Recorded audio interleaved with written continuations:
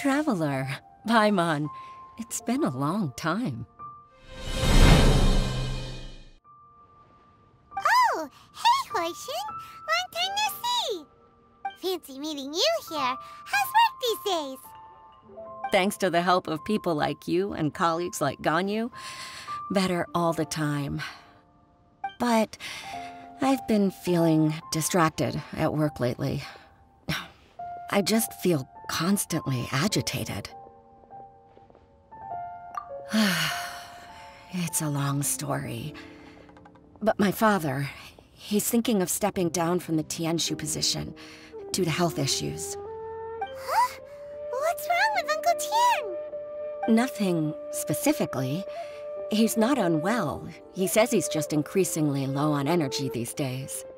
He's always said, old age comes for us all in the end. Still, I just can't help but feel a little emotional watching it happen to him. Anyway, my father's currently on the second floor of Yangsheng Tea House. Why don't you come pay him a visit with me? He seems very fond of you, too. I'm sure chatting with you will make him very happy. Sure, let's go.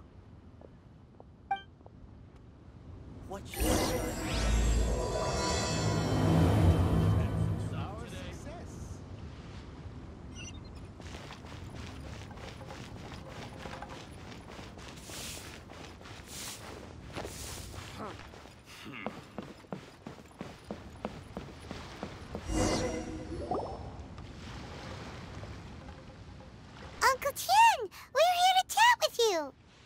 Oh? What a lovely surprise. Welcome. Hoishin, why don't you go downstairs and get the shopkeeper to make us a fresh pot of tea?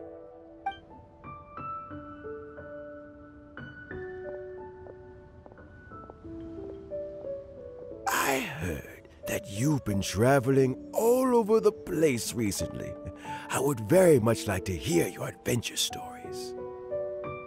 Hoishin told you, didn't she? Don't worry, I'm quite all right. It's just the years gradually catching up with me. As I grow older, I'm starting to find that with many things, though the mind is willing, the flesh is weak. Especially recently, I've noticed a rather drastic drop in my energy levels.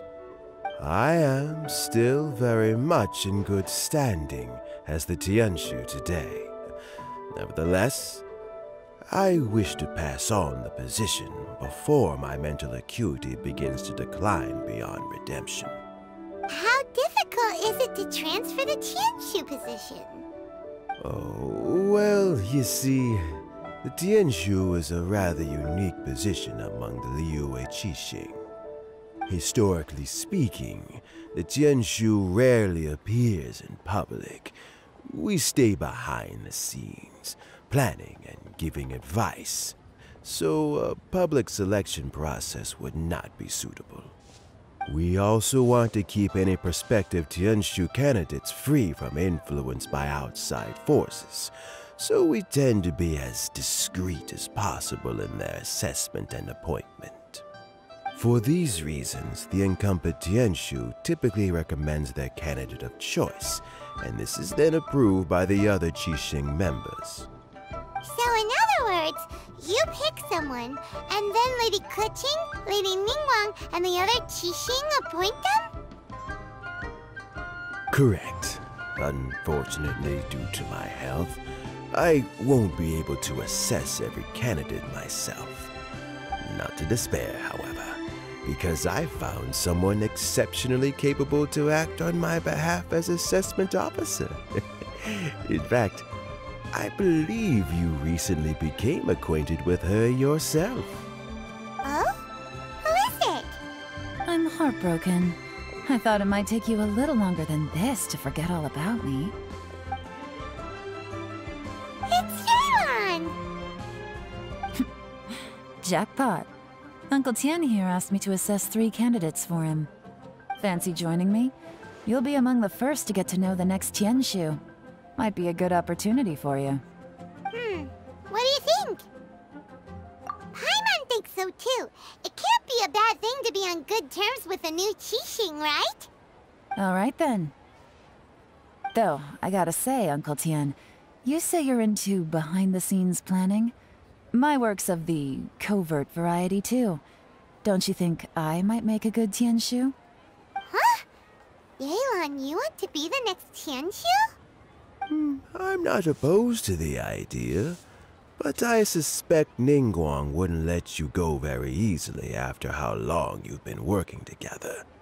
So, how about this? If your investigation reveals that none of the other candidates are qualified for the position, I'll recommend you for the job. Deal. Well, you guys take your time. Everything's all set for the assessments to go ahead. Meet me on the first floor when you're ready. Until then, have a pleasant conversation. Oh, and no need to pay for your tea. As the new owner of this fine establishment, this runs on the house.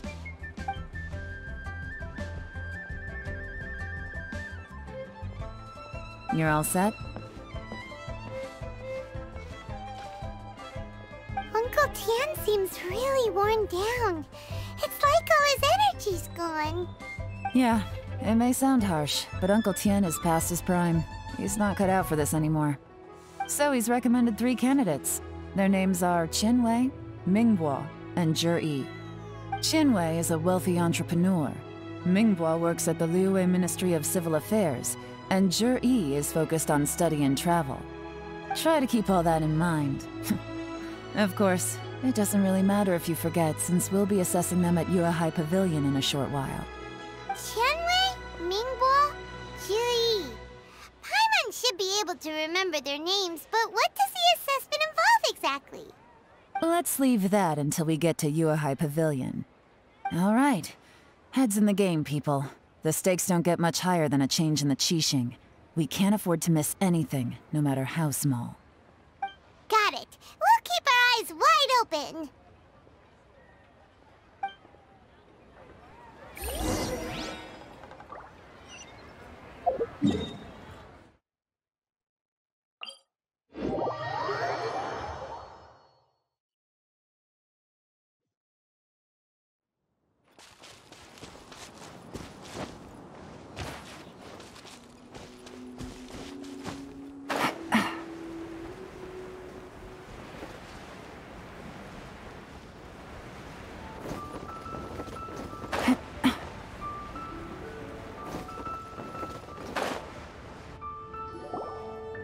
My legs are getting sore.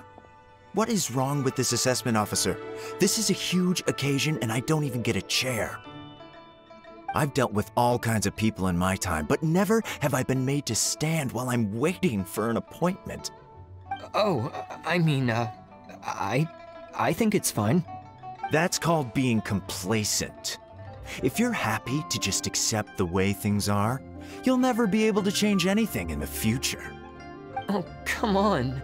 That's just... Now you're just... being unreasonable. All right, you two. Let's not get into a big argument over this. It's not worth it. Qianwei, that was a bit uncalled for. And Mingbo, cut him some slack. We've all been standing around for a while. It's natural to be getting irritable. Look, how about this? There's no rule saying we're obliged to stand up while we wait, so why don't we borrow some chairs from the guild nearby? Fine. They're not the best quality chairs, to be sure. But under the circumstances, it would be better than nothing. It looks like all 3 candidates have arrived. We'll meet them formally soon. Before that, let me run you through the assessment process. I've split it into 2 stages: current affairs and planning, and face-to-face interview. In the first stage, candidates are required to submit a manifesto for Liyue's development. In the second stage, we will ask them some questions in person. Writing a manifesto takes time, so I informed them of this requirement in advance. These are the reports they submitted. Wow. One of them is really thick. It's also worth mentioning a stipulation I gave them. Whoever is appointed as the new Tianshu will be expected to implement their plan as put forward in their manifesto. Failing the occurrence of some cataclysmic event, they will not be permitted to change their plan. Therefore, these 3 piles of documents in front of us represent where each candidate stands on key policy issues. There's still some time. Have a skim through, get a first impression of what each person's proposing. I'll be waiting off to the side. Just let me know when you're done.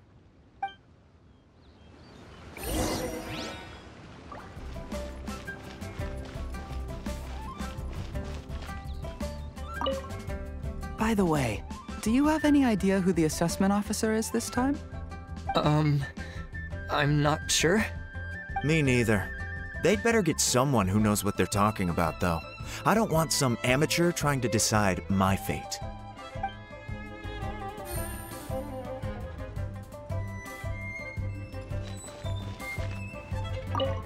By the way, do you have any idea who the... Me neither.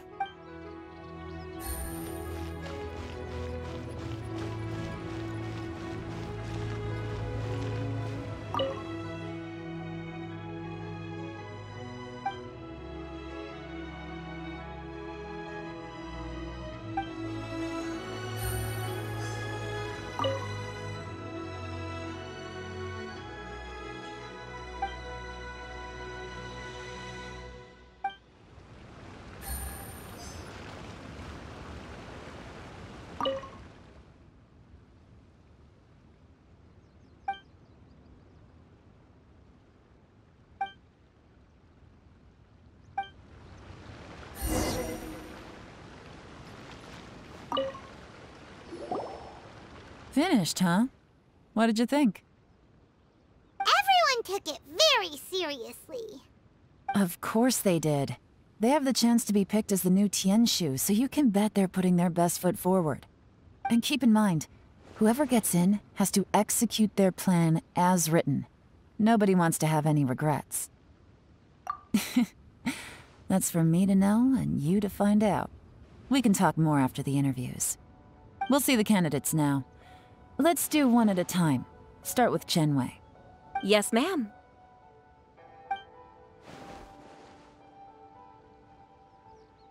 Oh? So you two are the assessment officers, are you? I had assumed that given the great import of this situation, Lady Ningguang would perhaps be assessing us in person.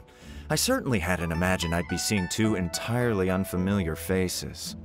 I trust you've read through my manifesto? I'd be more than happy to clarify any details you found difficult to grasp. It was written with an expert audience in mind, after all. Mind your tone, mister! Relax. It wasn't intended as a personal slight against anyone in particular. I was simply stating a fact. Cloud Retainer? You know this Adeptus?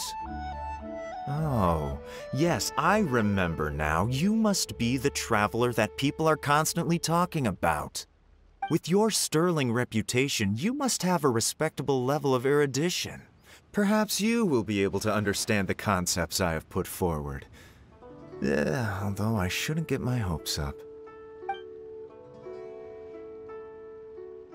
Oh, is it my turn? Yes. Please, introduce yourself. I'm, Mingbo. I work in the Ministry of Civil Affairs. I've worked there for, 9 years, 5 months, and 3 days. In that time, I've handled, 2,347 cases. I have 12 active cases at the moment. They should be concluded in, 16 days? My current work is related to urban planning, and I'm also responsible for, auditing the accounts. To be more precise, there are 3 parts to the accounts, namely...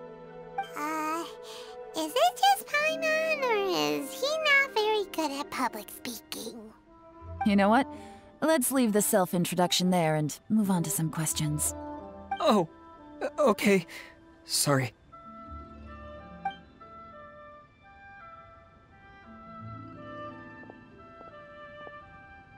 Hello. Not gonna lie, I'm feeling a little nervous. What would you like to know? You're here to assess me, so ask away and I'll answer your questions to the best of my ability. Your manifesto is very wide in its scope, but you don't seem to be personally involved in many of the specific fields. How can you be sure that you have the ability to put your plan into action?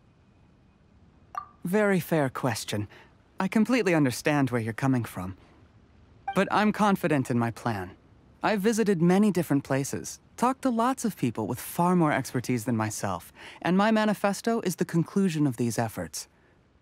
Of course, two different problems can be interconnected in very complicated ways, and you might reach two very contradictory conclusions depending on which one you're focusing on. What I've tried to do is strike a balance. In other words, present an optimal solution to all the problems as a whole. How do you plan to determine whether you are right or wrong about your proposed solution being the optimal one? A great question. Well, I'd start by having my colleagues and the secretaries of the Yuehai Pavilion evaluate any proposals before implementation. Post-implementation, it would all come down to the results. If it turned out that my judgment was to blame for poor results, I would take responsibility. Nice answer. All right, next question. He seems like a great guy. Everything he said was thoughtful and logical, and he was just a pleasure to listen to. Here's my take on what we just learned. As you saw, Qianwei is highly knowledgeable. He proposes many excellent ideas in his manifesto which effectively target the big issues. But he is very proud and incredibly stubborn. He doesn't care much about other people's feelings. Mingguo's plan is more thorough and more measured. You can tell he's meticulous in his work, very detail-oriented. But he and Qianwei are otherwise polar opposites. Mingguo is not very articulate and comes across as very timid in conversation. Perfect summary! Paimon couldn't agree more! You're good at this, Yewan. Last but not least, Zhi. His manifesto is full of pertinent details, his methodology is sound, and his proposals cover a broad range of fields, which is quite a rare feat. The depth he goes into in each and every area means it can only be a product of painstaking work. Plus, he is modest and good at dealing with people. But what really interests me is that many of his views happen to coincide with Uncle Tien's. Having someone like Zhi take the position would certainly put Uncle Tien's mind at rest. Great! We'll see. Let's go back and report to Uncle Tien.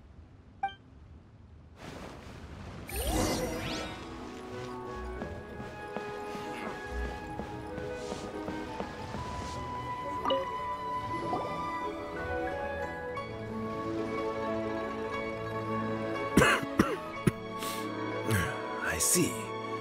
Then it's more or less as I anticipated.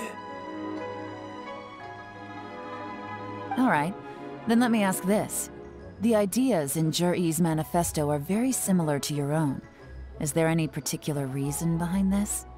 Oh, I didn't want to say anything when I gave you the list of candidates, for fear of affecting your judgment.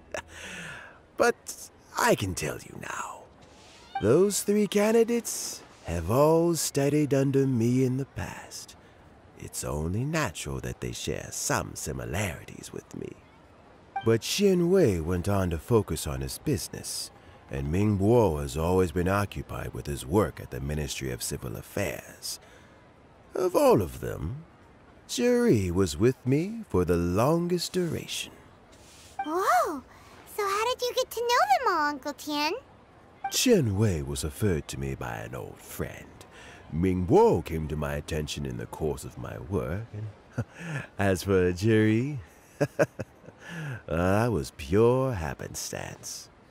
We first met while fishing. Gradually, as we got to know each other, we started discussing all sorts of topics. Zhi came from a poor family, and his parents died when he was very young. But he was a gifted student and a fast learner. He reminded me of a younger version of myself, so I started out giving him a few words of advice when we were out fishing and noticed how quickly he got on. Quite. And now, all of a sudden, He's grown into a mature young man. It's a joy to see, but it also gets one thinking. The young are growing up, and I am growing old. How time flies. No one can escape the cycle of life. I don't know, Uncle Tian. You still seem in pretty good shape to me. You might have another few years of work left in you, don't you think? Oh, you. There's really no need to console me. Having less energy than I used to isn't such a bad thing. It just means I finally have a good reason to retire and spend my days doing what old men like me should be doing. Going fishing whenever I feel like it. Sounds like you sure love fishing, Uncle Tian. Ooh, there's nothing quite like fishing to pass the time. Ooh, and freshly caught fish, they make the most beautiful fish soup with barely any preparation required. Fresh fish soup. Sounds tasty. Doesn't it? Also, some time ago, Juri purchased a very special recipe from an old fisherman.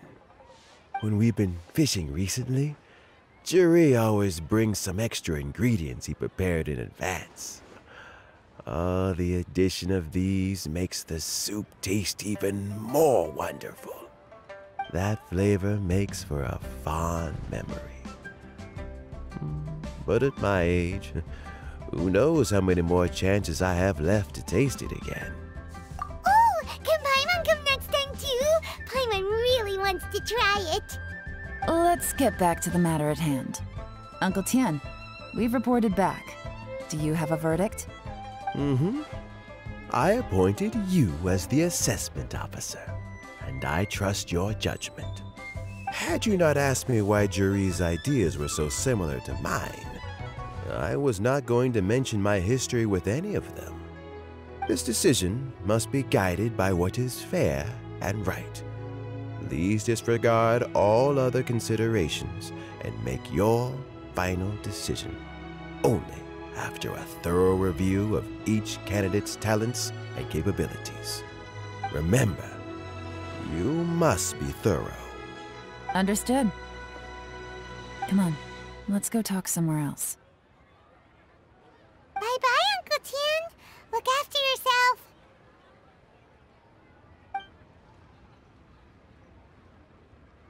So, it's gonna be Juri, right? His manifesto was written well, and he's the best speaker.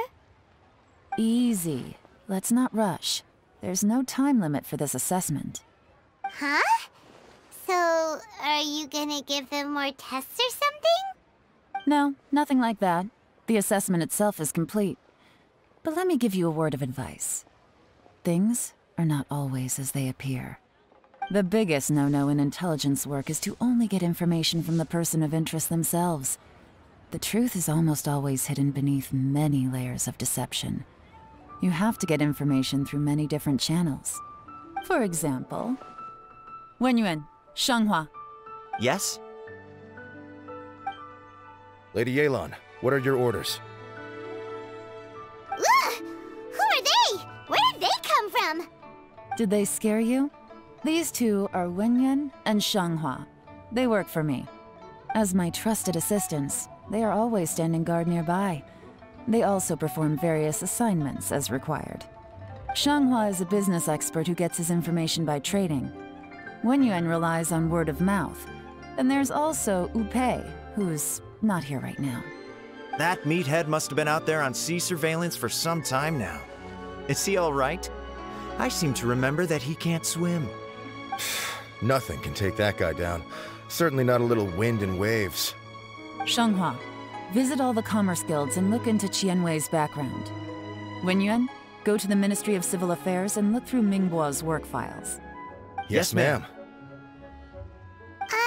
So what about Juri?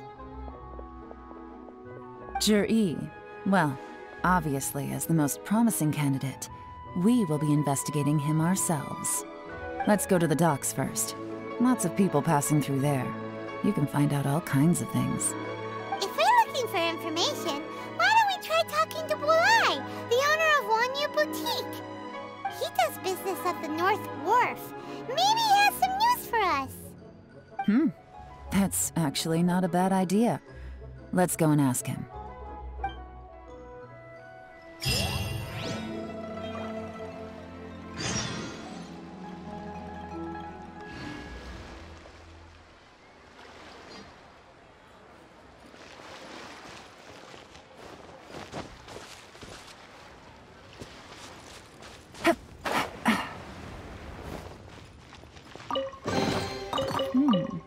Easy money.